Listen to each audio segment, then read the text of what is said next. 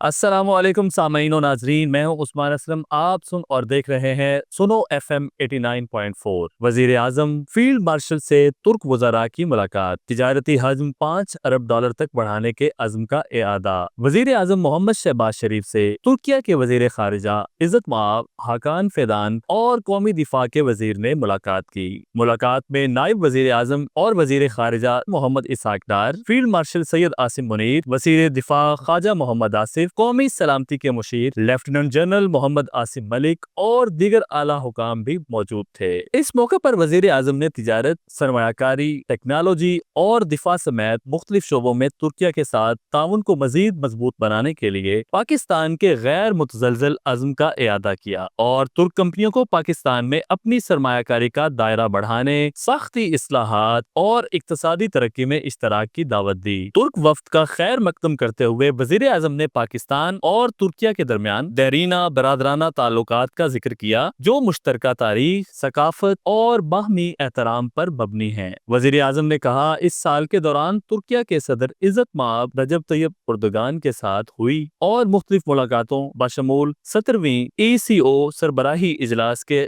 دوران حالیہ ملاقات کا ذکر کرتے ہوئے وزیر اعظم نے پاک ترکیہ تعلقات کو اسٹریٹجک شراکت داری میں تبدیل کرنے کے پاکستان کے پختہ عزم کا اعادہ کیا۔ نائب وزیر اعظم، وزیر خارجہ محمد اسحاق ڈار اور وزیر خارجہ حاکان فیدان کی مشترکہ صدارت میں مشترکہ کمیشن کے اجلاس کے انعقاد کا خیر مقدم کرتے ہوئے وزیر اعظم نے امید ظاہر کی کہ دونوں ممالک کے درمیان دو طرفہ تعلقات مزید بہتر ہوں گے، جس سے کثیر جہتی شعبوں میں تعاون کو تقویت ملے گی۔